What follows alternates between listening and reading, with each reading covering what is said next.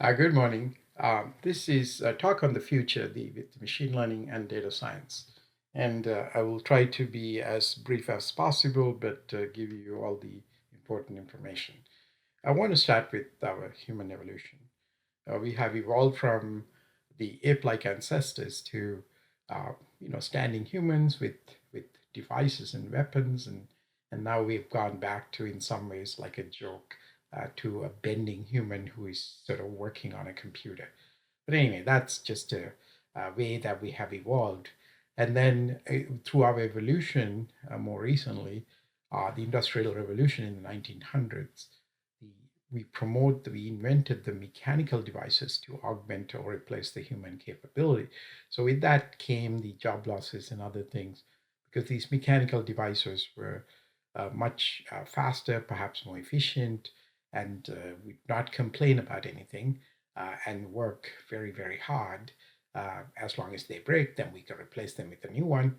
And so, but in some ways, these things actually improved our lives because we could make a lot of things really fast. Computer revolution, on the other hand, it started in the 50s. Now it's going into more of a tablet and touch computers. And I think we can expect in the future for us to not carry any devices, but perhaps interact with the environments through embedded devices in the environment. So these are all good things. And we also have learned how to automate our industrial robots and create industrial or automate industrial processes and create industrial robots that pretty much again replace the humans who are doing these assembly line work, repetitive work, perhaps not suitable for a human. A machine would be much better at doing that task. And with the robots, you could program them to do different tasks as opposed to mechanical devices that were designed to do one specific task. With this, there's always a fear of losing jobs. In fact, that's happening already. And the US government predicts that 60 million traditional jobs will be gone by 2040. And then it will have to retrain the people that the education system has to change in order to prepare for that future. So if we fail to do that, the poor class can grow, middle class will shrink, and since there's no one to buy the goods, economies will shrink, and we cannot let that happen. So we don't want a future like this. We don't want a future where the robots come and replace the humans, but the humans have nothing else to do. So we got to figure out how to enhance the humans with a variety of things. Like, for example, I don't think most people think that can be very gloom and doom, but I don't think it's going to be a gloom and doom. I think it's going to be a much, much nicer future with technologies that can improve our lives, from driverless cars to that can reduce the accidents and improve the efficiency of how we drive or how we get from place to place. Cars that can learn your driving preferences and allow you to customize a bot that can help you drive. Bots that can remember what you don't. I only have limited amount of memory in me physically, and I could extend my memory by using other devices. Some nanobots that can traverse your body, maybe clean your blood and do other kinds of things. Using gene therapy, we might be able to cure certain diseases like cancer. By DNA coding, we can identify certain diseases that can happen in the future. Perhaps if we do this right, we can use genetic engineering to engineer our future selves in a good way. So I hope all that will happen. So my prediction or my hope is that we will have a future with human and machine augmentation, which means the humans are going to be much, much more capable than what they are today. So rather than replacing the human by a machine, we would like to have the human things plus the machine that can help us do things that we don't want to do. So, what will that human future look like? a possible scenario is that you would look and feel like a functional adult. Notice that I used the word functional adult until you die. So functional adults are people who can take care of themselves without having to quote unquote grow old and not having to depend on other people. Live 600 plus years. Why 600 plus? Because we want to travel to other planets for vacation and residence and explorations. We want to live disease free. So we want to have this kind of a good life. We want to keep extending life using technology, but we want to maintain the quality of that life. That's very, very important. So, do we really have to die? Probably not. We can capture all of our interactions and anything we do into bots and then let those bots live um, forever.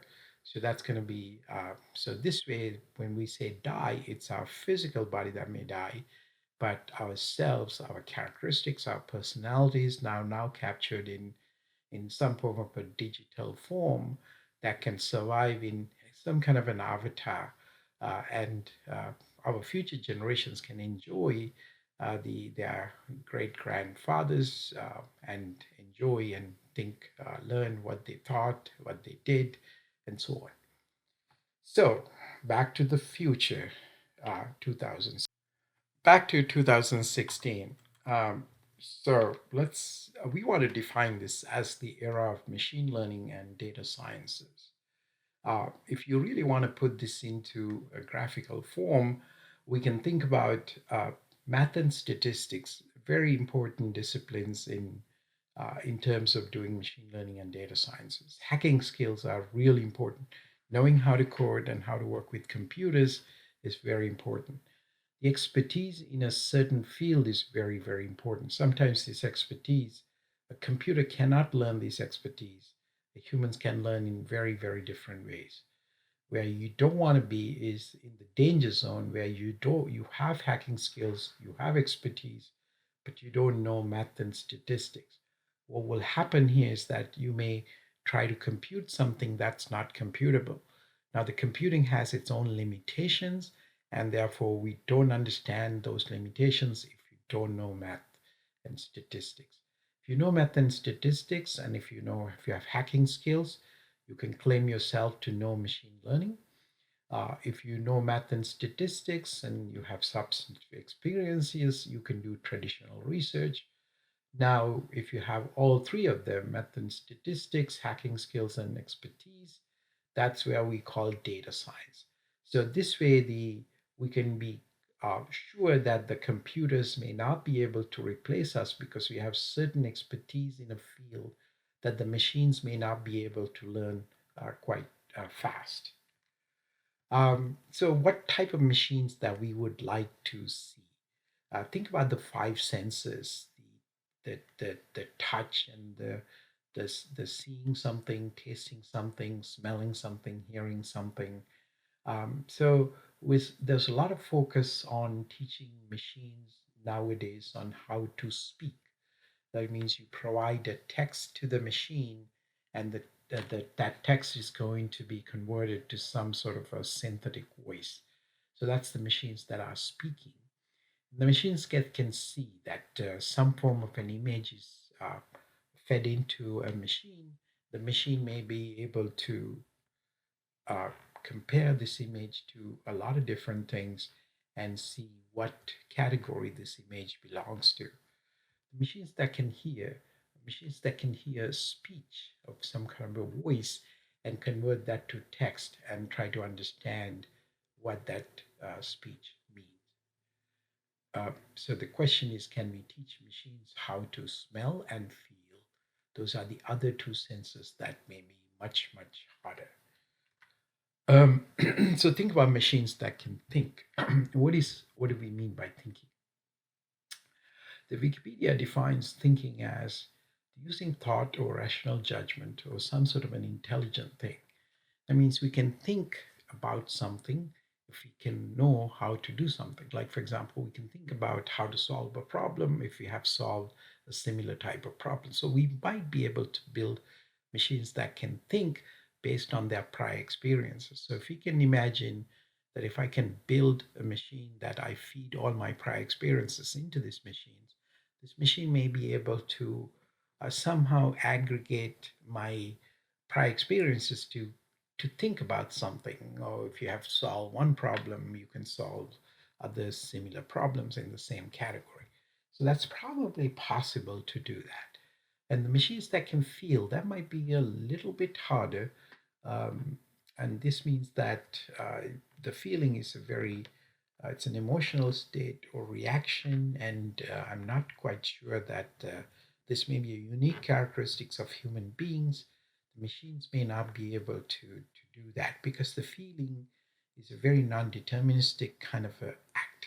The machines that, as we know today, are deterministic, meaning that they would do the same thing all the time. So, for example, if you're human, uh, when you see a butterfly, some may feel like touching the butterfly, some may feel like maybe destroying the butterfly, some may feel like chasing the butterfly.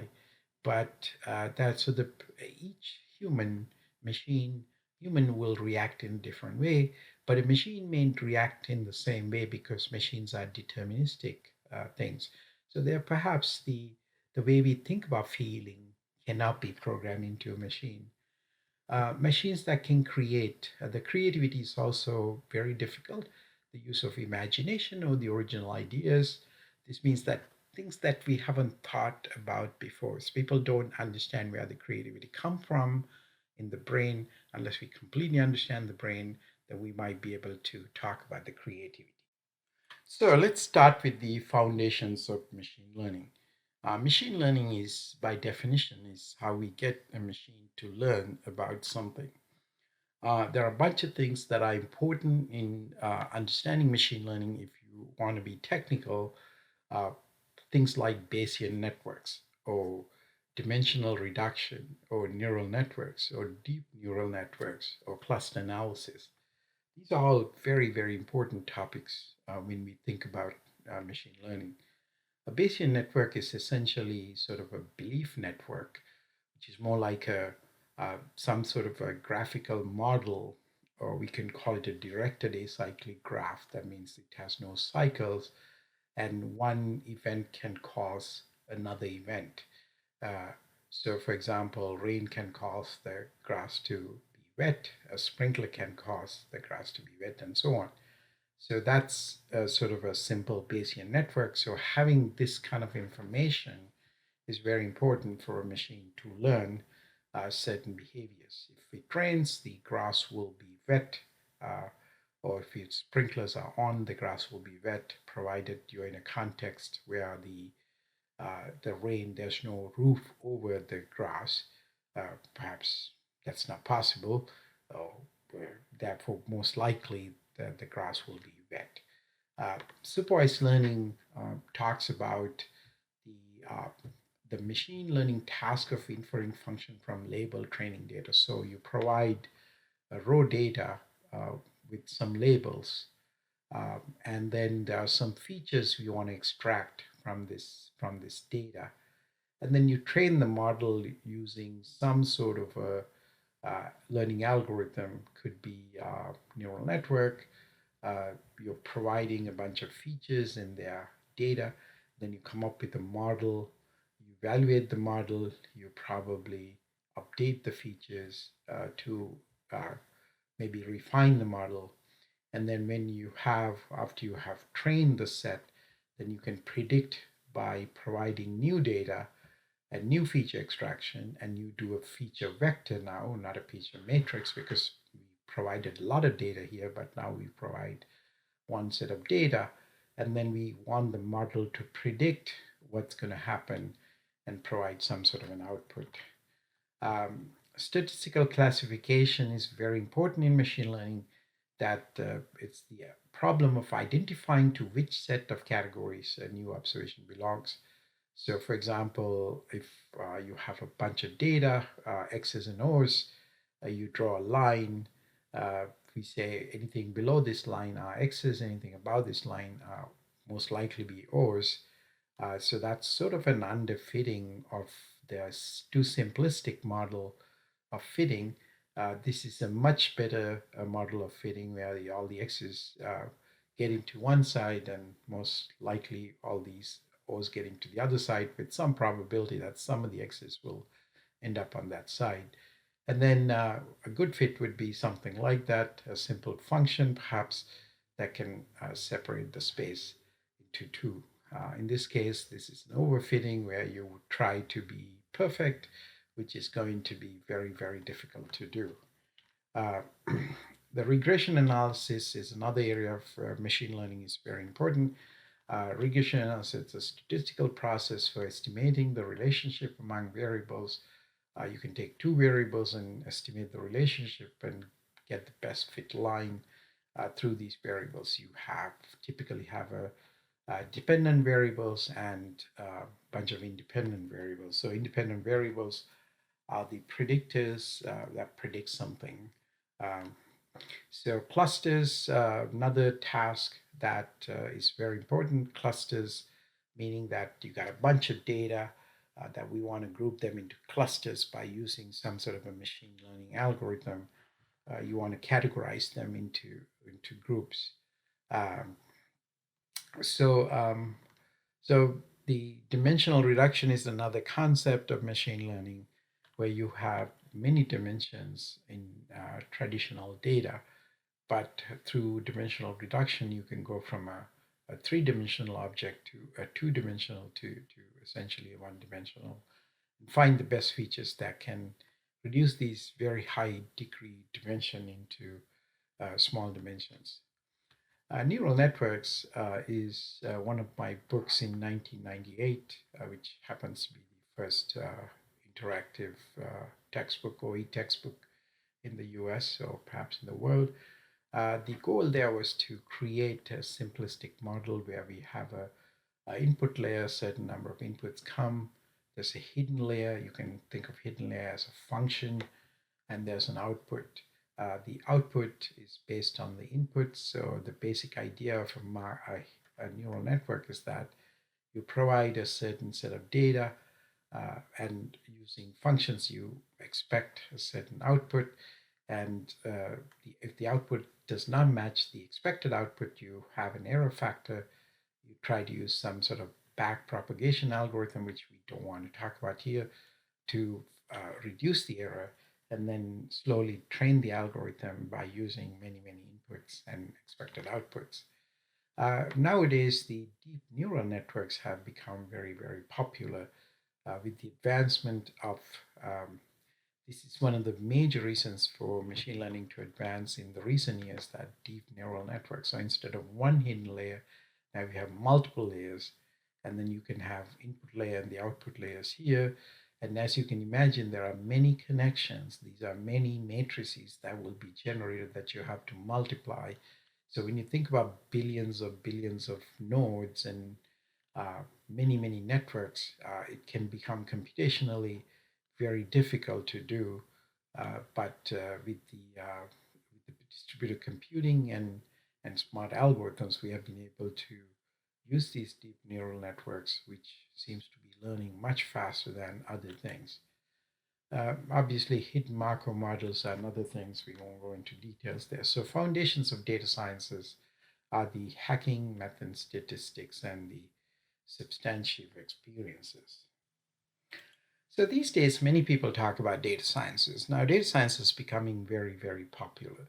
Now, there are some contributing factors to the discipline of data sciences. The data sciences in fact, came from the big data. Big data means that from multiple sources, multiple sensors, we collect a lot of data, we track a lot of every click, but we really don't know what to do with these clicks or what they mean. So we need to have some sort of data science to really understand what this data means.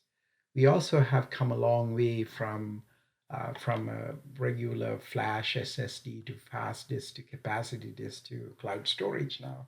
So there are lots of ways to store data, and then we can store them well, and we can access them fast. Uh, we also have improved understanding of statistical sampling, sort of measurement from a sample, given a population, take a sample, and you can measure one element of this things. And then data structures and algorithms have improved quite a bit, from red-black trees to sort of hashing to priority queues to max flow, min cut uh, diagrams to shortest path algorithms or discrete structures. Many of them have contributed to the discipline of machine learning and data sciences. One other important thing about data science and machine learning is that we must have understanding of linear algebra, numerical linear algebra. This is a book I wrote in 2002 that was used for by people to understand linear algebra. So let me just get into some case studies that can perhaps tell you a little bit about how we go about doing data sciences. So, so let me think about take an example from one of my domains where I teach, and I teach a lot of students, and then these students produce a lot of data. And what do all these data means? We get spreadsheets of data, thousands of student records, hundreds of features, meaning that assignments may be features, and there are factors that design the assignment. You can get an A plus or A or B plus for the assignment, and so on. And so I wanted to understand some sort of a predictive model for learning. There's a lot of effort in data sciences in cleaning up data because data is dirty, and data never comes in clean shape and form that we want to be able to use. So a lot of efforts, I think about 60% of the effort goes into this data cleanup and migration. Once we do that, then we applied, in our case, a algorithm called random forest. The random forest algorithm is that given sort of a some sort of a feature, it try to find out that given a point where that point belongs to. So there's a tree. So you can imagine that if the point is a red point, perhaps it'll have more likely to be on this side. If it's maybe green, more likely to be on this side, and so on. So we do a bunch of these random forests and really figure out exactly what features are really predicting the success of the student's success. You can define the success as perhaps final grade, but more intangible ways as engagement or curiosity or helpfulness or consistency, which are very, very, I think, good predictors of engagement. What we did was we applied this to a random forest algorithm to understand which one of the features actually were more predictive than the others. So from this one, what we found was that the exams were much more predictive about students' final outcome than perhaps assignments and daily exercises. Daily exercises were not predictive enough of the final grade. And this is the matrix that was created by this algorithm. You can expect the confusion matrix, in fact, is you can think of rho as the expected value and the predicted value. And it did a pretty good job, like for 20 out of 20, expected and predicted are the same, but perhaps expected was A minus, but predicted was A. So there's an error rate here, there's an error here, and so on. So there's always going to be errors, but as long as you can get more prediction matching these things, then it's going to be very useful. So we created this engagement score and predictors success. The goal was to really understand what factors. We can break down these factors more. We talk about final exam. You can say what kind of questions actually predict the student's success in this case. So in that case, we call it feature engineering. So we can take one feature like an exam and create multiple features like each question, and then we can see which one of the questions are really good predictors over time of the student's success in the course. So these are all good. We hope that our prediction work will lead to some kind of an examless future, because I think exams results don't really define your future, because as we know, the exams can be highly uh, situationalized, or it doesn't really demonstrate the real learning. It does to some extent. I don't want to discount the exams as totally useless, but I don't think we should give the the attention as much as we're giving the exams right now. So we want to kind of minimize the exams and maximize the learning, and somehow find a way to measure one's learning, not how well they do in the exams, because learning and exams are two different things. Um, so data science is essentially transforming the industry. So I will take the banking industry, for example. In banking industry, you have to know the client. So for example, you can think of a scenario like the thought of waiting for hours in a queue to transact with the teller, sitting with a bank representative who recently joined, so that means he may not have about any idea about a particular customer, and so on. So there are a lot of scenarios that can be improved if we use data science. So what can bank offer? Through data science, we can offer better customer insight. You can reduce financial risk and maintain compliance, and sort of report on the face of growing tsunami of cybercrime and fraud. The technology framework that's supporting this banking transformation is the Apache Hadoop, which enable batch processing for large and distributed data sets. So each one of these things, I think, is very, very customized. You have to understand uh, what we need in data science, how we apply data science into banking. You can think about some sort of machine learning also in banking. Machine learning is essentially taking data we already have and trying to learn something. And then maybe through data science, you can feature engineer and get the machine to learn a little bit more, and then start to predict what the customer is going to do or not. So we don't use rule-based systems in banking. I think these are bad systems because the rules are very rigid. They're not flexible. They don't learn from data. Uh, there's no way that I can take all that I know and create a bunch of rules, because I may not act the same way all the time. So the rules are very static, but we want much more of a dynamic way to learn.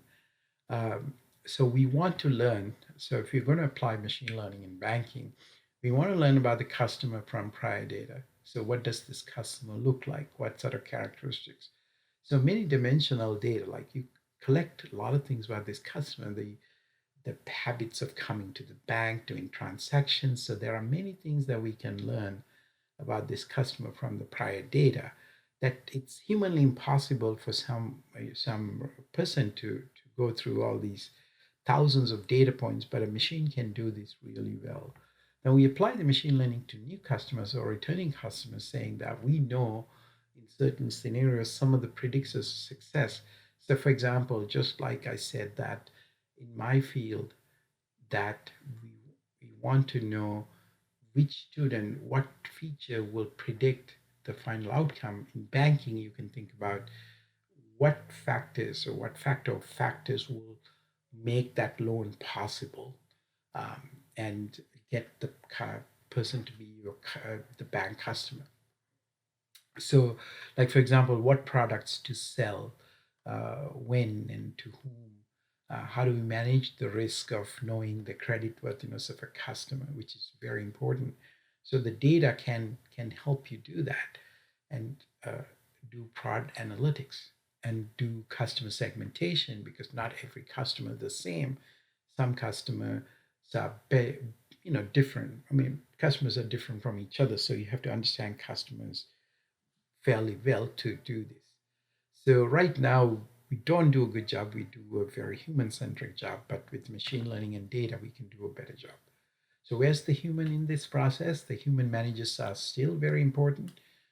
They can decide the essential questions, such as which critical business problems a company is really trying to solve. The machine doesn't know that, and the human is the only one who can think about this and apply the machines to help solve that problem. So, so some of the case studies in machine learning, um, we'll get into that next. For some case studies, let's take a look at some of the project from Princeton, a video manipulation project where it's the text-based insertion and replacement in audio narration. So let's listen in to this video, the short video. This video presents a system that allows people to replace or insert new words in recorded audio narration. Typical audio editing interfaces present a visualization of the audio waveform and provide the user with standard select, cut, copy, and paste operations. Modern editors even provide text-based tools for navigation and support basic deletion, cut, and paste operations, but they do not let you replace or insert new words that are not existing in the transcript. We present a system called Voco that augments the traditional text-based cut and paste operations by allowing the user to replace or insert new words in a text editor. Then Voco automatically synthesizes the new word in the same voice as the narration. Let's look at some examples. He read his fragments aloud.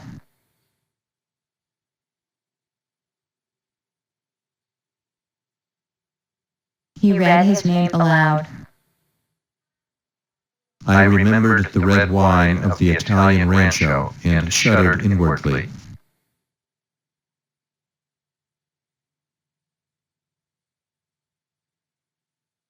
I bought the red wine of the Italian rancho and shuddered inwardly.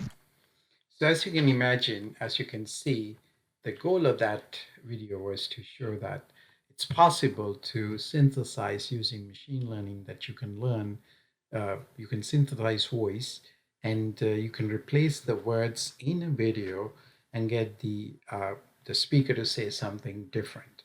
It can be scary, but it's a possibility of machine learning. So this helps with a lot of these things. So in this talk, my intent was to give a much broader understanding of where the machine learning is, what type of technologies are used to do machine learning, which is much more interesting than just using an algorithm, thinking about the basics of machine learning. So for example, let's think about how a machine learns to recognize an image. Now we pretty much go through the same process. If you're looking at an image, our sensing device is the eye, and our eye takes the light rays from some kind of a scenery, and then our interpreting device is the brain, and then it interprets this scene as a cone and mature corn in a cornfield, a plant, a blue sky in the background, and so on. Now, a machine, we can pretty much use the sensing device, can be a camera, a high resolution camera that sees this image, and try to use some sort of an interpretation like a brain. So our computer is like a brain to decide what this machine is. So again, machine learning will happen here of trying to figure out what's in this image. That's an important thing. So what kind of methods can be used to do that kind of machine learning for image recognition? So you can think of sort of a discriminative model where you have an image, and you can easily get a bounding box around some important feature in this image. And then if you look at this bounding box, and you can somehow have some way to cluster these photos into clusters, and you can say with a certain amount of probability, uh, this line will decide whether something is a zebra or something is not a zebra. So in other words, we could use certain characteristics of zebra, such as the parts of the zebra to be stripes and so on, to figure that out. So those are some of the features that can define the zebra from a non-zebra. Now, for humans, this is a very easy task.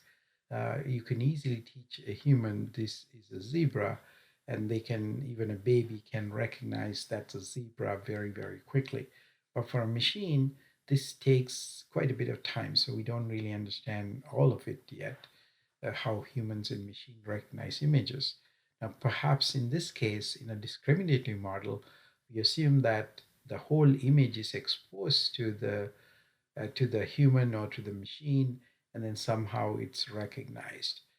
In the other model called the generative model, where you get the image in pieces. So I feel like that even humans see parts of the image very quickly. Of course, it feels like we see the whole thing, but we quickly make a decision about what the image is based on few parts of the image. For example, if you see at the top of the face of a person, you can imagine, you can predict that this is a specific person. You don't have to see the rest of the body to recognize the entire person.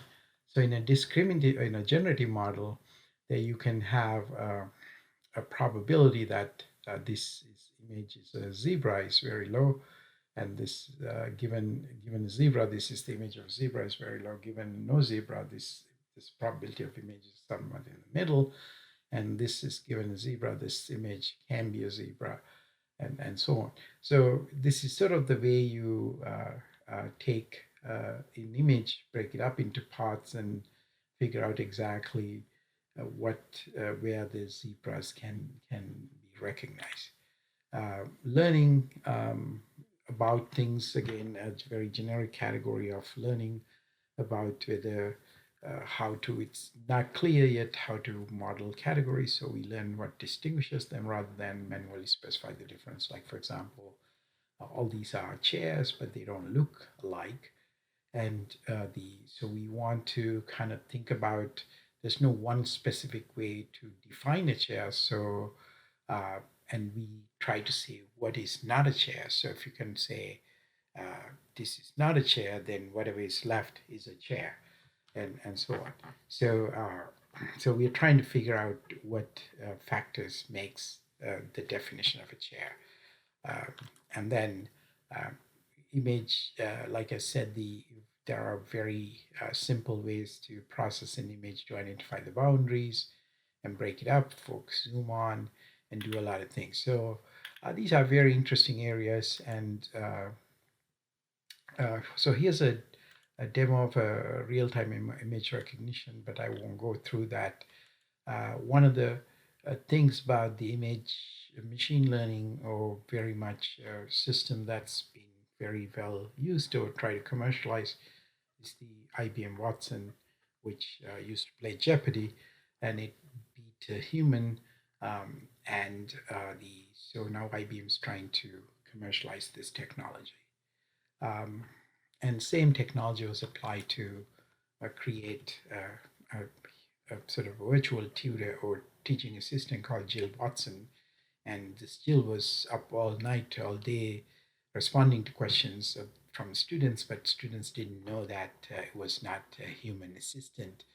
And so that was very, very interesting. But anyway, so I think this wraps up my talk.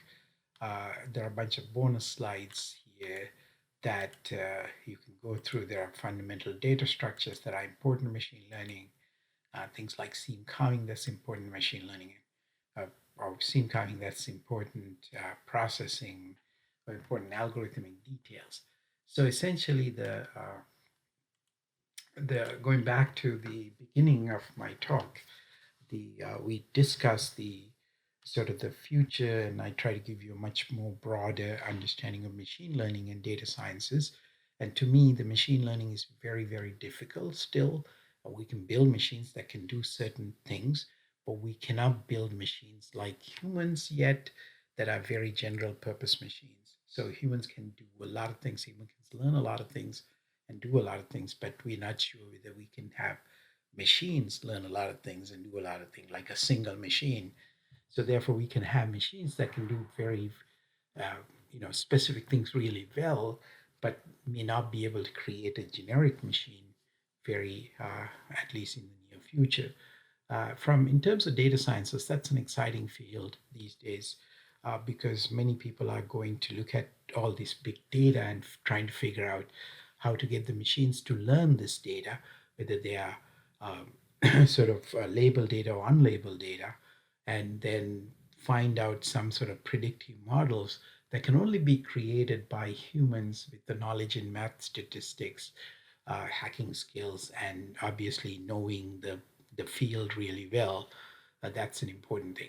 So it's a very interesting time to be around because I think machine learning and data sciences will fundamentally change our world, and the but also I hope that it will not replace the human, but it will augment the human and give us a much better, much nicer future. Thank you.